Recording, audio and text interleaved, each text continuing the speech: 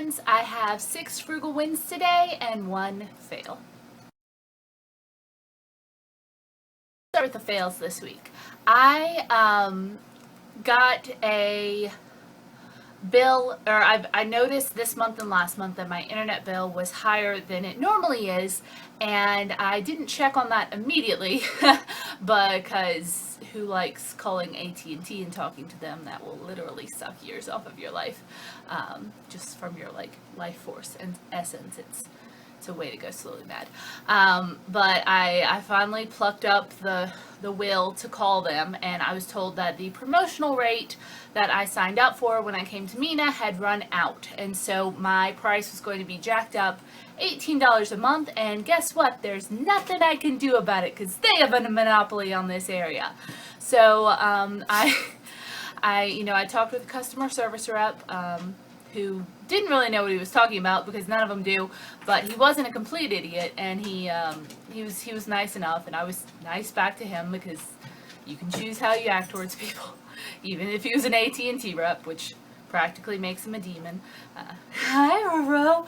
I'm joking, of course. That it's a job, and it's a hellish job, but we all know how much fun it is to talk to them. I've had a rich history of fighting with AT&T because they just like to screw you. And so I'm now paying $18 a month more. He basically was like, there's nothing you can do. We can't offer you another introductory offer. If you want to leave, you can, but according to my computer, there aren't any other companies in your area. And I was like, I know, I checked. So, yeah, I have to pay more for internet now, a whole $18 a month, and I was paying $40, so now it's $58 a month. So that sucks, and I'm going to have to find a way to work that into my budget, but at least I know, and at least I called and checked and was like, why is this happening?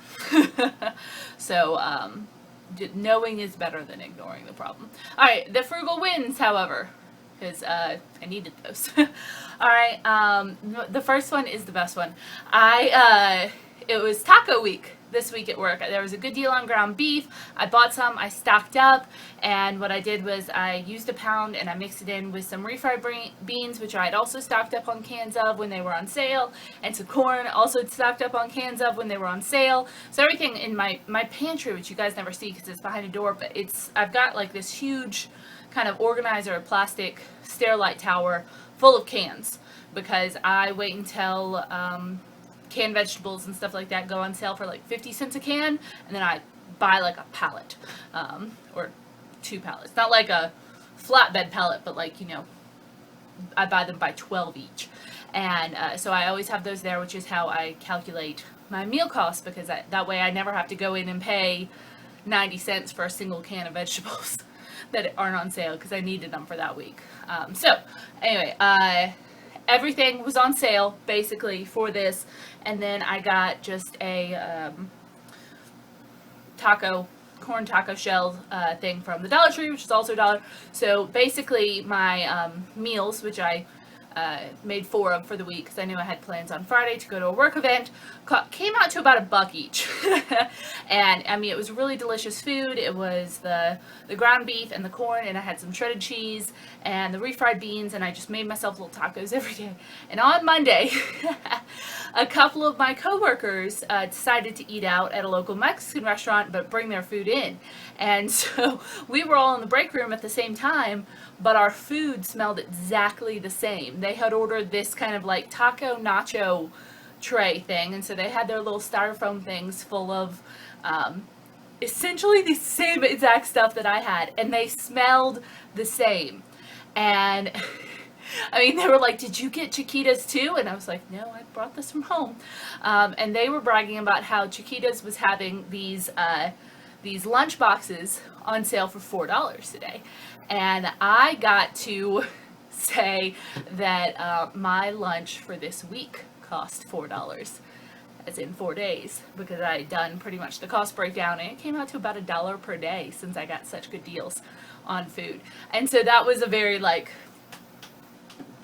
moment for me, and I didn't rub anything in anyone's face or anything, but it was this thing that I'd been waiting to happen basically my whole career, where they brought in this food and I didn't have to be jealous of it because I had the exact same food that I had made at home and was just as good, and I actually had a better selection too. You know, they didn't have as much cheese, they didn't have a vegetable on the side.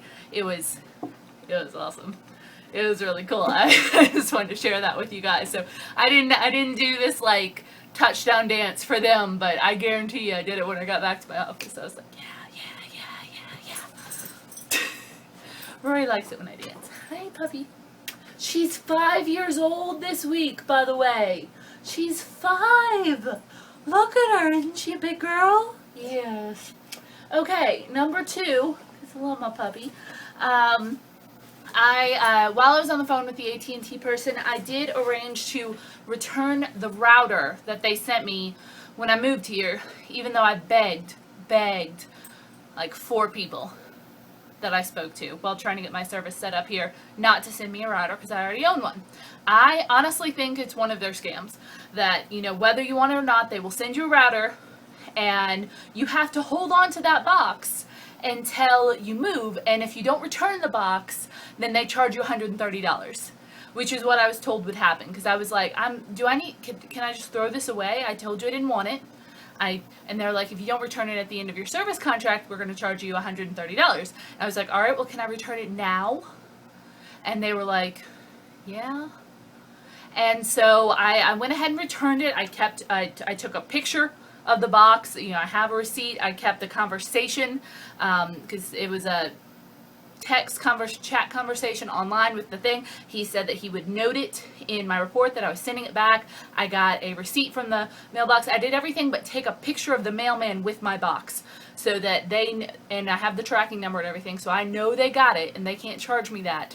And according to another person that I talked to on another date, if I return that, I might be able to get the $7 equipment fee they charged me a month waived. Now, the guy I talked to this past weekend said no, that's a fee they charge everyone regardless of whether you are renting equipment from them or not, which I thought was nuts and didn't make sense, but I was like, whatever. Talk to 3 different AT&T people that gave you 3 different stories. So I returned it. At the very least, I do not have to hang on to that box anymore. I have to hang on to a receipt, which I will probably scan and file in my email with the chat conversation and the return label and the picture, just to quadruple check. But I don't have that in my house anymore, and I could possibly get a discount on my rate because I won't have their equipment anymore, even though I never took it out of the box and begged them not to send it to me in the first place. AT&T makes me angry. I'm sure a lot of you have similar stories.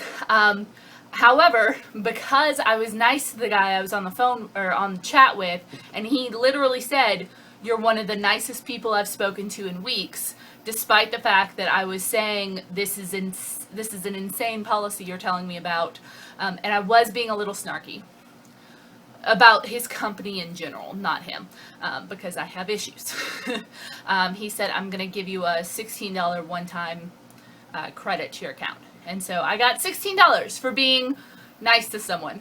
Well, not nice, but I got $16 for not being mean to someone, which is apparently a very rare thing with AT&T customer service because everyone hates them, and the only people you can take it out on is the poor service rep. So I tried to not be mean to the service rep because we can choose how we treat people. And I got a $16 discount. So that pays for almost a month of my new increased fee. Yeah, okay. We're not going to talk about AT&T anymore because I will get lit. All right, number 3 is I canceled a sinking fund that I figured out I was not going to use. I saved $4 a month for this big family camping reunion that my family does every year, or goes to every year. It's a multi-family thing. And Vince, my brother-in-law, uncle, has a work thing he has to go to that weekend. So he and Beth aren't coming. If they're not going, I'm not going to go because I generally go to like hang out with them and everyone, but mostly them. So I didn't need the $45, $50 that was in the sinking fund account. So what I did was I took that out and I put it on my debt repayment list for this month, and then I reallocated the $5 a month to my Christmas fund which needs to be beefed up just a little because that's also my gift fund, and I've had to tap that a couple of times this year. So I will have an extra $5 a month going toward Christmas for the next couple of months, which will help. And I was able to take this little chunk of money, just I think it was $40 or $45, and put it towards debt. I feel like it's better to prepare for something and not have to use it when it comes to savings than to have something come up and you not be prepared for it. So this is an example of that. Yeah, the $45 could have been going to debt in $5 increments this whole year, but I really don't think that's going to make a huge difference interest-wise as it is to just chunk it on now. It's been like 10 months, so it's fine. It's fine. It's fine. All right. And you have to monitor your sinking funds too, because things like that will happen. If you don't need this money that you've been saving anymore for whatever reason, then give that money a new job. If it's not going to go to its old job, give it a new job. Utilize it. It's waiting for you to tell it what to do. So keep tabs on your budget and make sure that you're not saving for something or putting money towards something that isn't a thing anymore in your life. So, alrighty. Number 4, I went yard sailing on Saturday between events, and I also went to 2 auctions, and I didn't buy a thing. Now, I love yard sales, and I love going to estate sales and auctions and stuff like that, and it's a fun thing for me to do. You know, last week I went with Amanda, and we spent like 6 hours yard sailing, and I spent $19, which, you know, big roller, but I got a lot of really great stuff that I'm going to be able to use, I'm going to be able to love, and I try to yard sale very intentionally. And so I have this list in my phone of things that I know that I am looking for, I know will enrich my life and not clutter my life, and I didn't see anything in any of the places I went on Saturday, so I didn't buy anything. So I stuck to my list, I stuck to my budget, though I did have a couple of bucks I could have used if I had found something, and I consider that a win.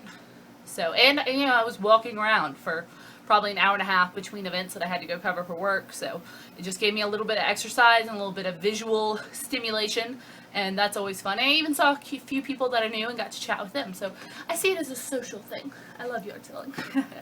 And I took some video footage to teach you guys how to save money at auctions, which I will probably format into a video coming up in the not too far away future. If you've never been to an auction before, because those are neat. Alright, frugal number 5. I brought another load of stuff to consignment. I cannot wait to see what my check is going to look like in a couple of months when they sell all this stuff, because it's gonna be awesome. I found a lamp that I have not used since I've been here, and I've had since college, and it's just doesn't need to be in my life anymore. It's not even my style anymore. So I dropped that off. I had some chair cushions that I no longer need for my dining room set since I'm repainting it. I had a couple of pieces of yard sale art that I got a while back that I'm just not feeling anymore. A few little piddly things from the kitchen that I'm happy to be rid of. And this whole Sell Stuff September has been just like little piddly stuff that I'm just getting out of my life, and I'm somehow winning with it. So, woohoo! Yes, dropping off more stuff at consignment, make the money. Alright, and finally, number 6. Rory, quit scratching. Stop scratching.